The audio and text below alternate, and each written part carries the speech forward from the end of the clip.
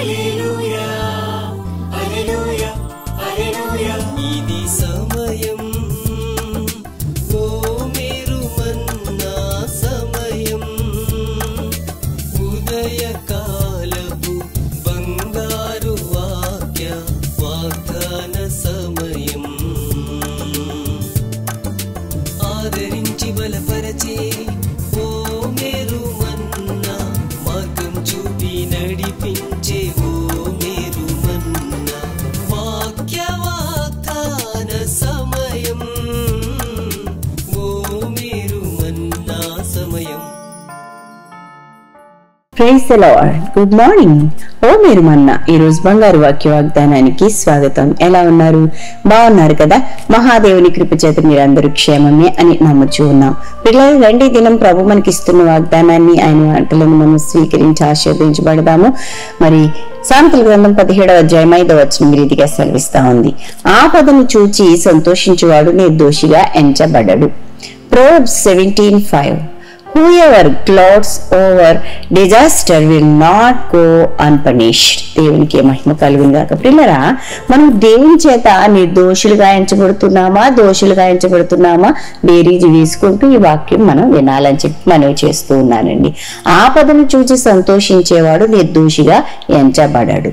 మనం ఈ సామెతల గ్రంథం 14:31 వచనంలోనే చూస్తే, దరిద్రుని బాధించువాడు వాని సృష్టికర్తను నిందించువాడు, బీదలను కనికరించు వాడు ఆయనను కనపరచువాడు అన్నమాట మనం చూస్తున్నాం. అంటే దేవుని బిడ్డలారా, మరి ఎవరైతే దరిద్రులుగా ఉన్న వాళ్ళని బాధిస్తూ ఉంటారో వారు సృష్టికర్తనే బాధించారంటండి. సృష్టికర్తనే నిందించిన వాళ్ళు అయిపోతారట.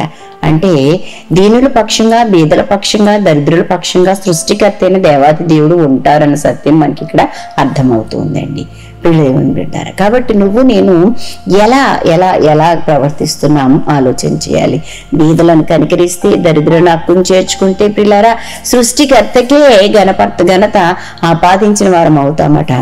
దేవుని బిడ్డారా, ఈ జాబితాలో మనం ఉన్నామా గమనించాలని మనం చేస్తున్నాను. అలా చేయకుండా ఉన్న వాళ్ళకి శిక్ష తప్పదండి, దోషులుగా ఎంచుతాడండి ప్రభు. మనం కనుక 24వ అధ్యాయంలో సామెతల గ్రంథం 17వ వచనం చూస్తే, నీ శత్రువు పడినప్పుడు సంతోషించకము, వాడు తొట్టిల్లినప్పుడు నీవు మనసున ఉల్లసించొద్దు అని చెప్పి చెప్తా ఉన్నాడు. ప్రియ దేవుని బిడ్డలారా, మన యొక్క జీవితాలలో కూడా మనం అట్లా ఉండడానికి వీల్లేదు అని చెప్పి మనం చేస్తున్నాను. పరిశుద్ధాత్మ దేవుడు మనల్ని సన్మార్గంలో నడిపించడానికి మంచి మనసు కలిగి ఉండాలి. దుష్టుని మనసు మనం కలిగి ఉండడానికి వీల్లేదు. దుష్టుడైన అపవాది కొంచెం స్థలం ఇస్తే చాలండి, మన హృదయంలో దూరి ఆ స్థలానంతటినీ ఆక్రమిస్తాడని చెప్పి తెలియచేస్తూ ఉన్నాను. అందుకే ప్రియులరా, దావీదు భక్తుడు ప్రార్థన చేస్తూ ప్రియులరా మరి 35వ కీర్తన 26వ వచనంలో, నా అపాయం చూచి సంతోషించువారు అవమానం నందుదురుగాక అని ప్రార్థన చేస్తా ఉన్నాడు. చాలా మంది ఏం చేస్తారంటే, ఇతరులు బాధపడతా ఉన్నప్పుడు, ఇతరులకు మరి అపాయాలు కలిగినప్పుడు, ఇతరులకు శ్రమలు కలిగినప్పుడు మీరు ఆనందించేస్తూ ఉంటారండి. అది అపవాది మనస్సు అని చెప్పి మనం చేస్తున్నాను. క్రీస్తు యేసునకు కలిగిన మనస్సు మనం కలిగి ఉండాలి, కానీ అపవాది ఫ్రెండ్షిప్ చేయొద్దని చెప్పి మనం చేస్తా ఉన్నాను. మన హృదయం ప్రాణాత్మ దేహాలతో దేవుని నామాన్ని మహిమపరచాలి. ప్రభువే ఆయన మెచ్చేటట్టుగా మన యొక్క గుణాలు ఉండాలని చెప్పి తెలియచేస్తున్నాను. పరిశుద్ధాత్మ దేవుడు ప్రియ దేవుని బిడ్డలారా మనలందరినీ నిర్దోషులుగా ఎంచేటట్లుగా ఆపదలు వచ్చిన వారిని చూసి సంతోషించకుండా, వారి యొక్క ఆపద సమయంలో, కష్టకాలంలో, దుఃఖ సమయంలోనూ ఆదరణగా, సమాధానం పరిచేవారిగా, మరి ఓదార్పునిచ్చేవారిగా, దానవుగా నీవు ఉంటావని చెప్పి తెలియచేస్తూ, పరిశుద్ధాత్మ దేవుడు అట్టి మనస్సు, క్రీస్తు యేసునకు కలిగిన మనస్సు మనందరికీ అనుగ్రహించి సన్మార్గంలో మనల్ని నడిపించి మహిమ పొందుకును గాక అని ప్రకటిస్తున్నాను. దేవాతి దేవుడి మాటలు మన వినికిడిలో ఆశీర్వదించును గాక. ఆమేన్. ప్రియులారా, ఈ దినం బర్త్డేస్, వెడ్డింగ్ యానివర్సరీస్ జరిపించుకుంటున్న వారికి శుభాలు తెలియజేస్తున్నాను. ఈ నూతన వస్త్రంలో నూతనమైన దీవెనలు ప్రభు మీకు ప్రసాదించును గాక. మీ కొరకు ఒక వాగ్దానం జ్ఞాపకం చేస్తాను. ఇర్మియా గ్రంథం 15వ అధ్యాయం 21వ వచనం, దుష్టుల చేతిలో నుండి నిన్ను విడిపించేదని. అద్భుతమైన వాగ్దానం కదా. ప్రభు ఆశీర్వదించి దీవిస్తాడు. ప్రార్థన చేస్తాను, నాతో ఏకీభవించండి. ప్రభువానికి వందనాలు. మా బిడ్డలందరినీ జ్ఞాపకం చేసుకోనండి ప్రభు. అవును తండ్రి నాయన, అపాయంలో ఉన్న వారిని చూచి, ఆపదల్లో ఉన్న వారిని చూచి ప్రభు మేము సంతోషిస్తూ ప్రభా నాయన తండ్రి దోషుల జాబితాలో ఉండకుండా ప్రభా వారికి సహాయం చేస్తూ ప్రభా నీకే సహాయం చేసిన వారిగా ప్రభా నీ దోషులుగా ఎంచుతూ ప్రభా ఆశీర్వదించమని వేడుకుంటున్నాను తండ్రి నాయన. ఇది దీవెనలన్నీ అనుగ్రహించండి.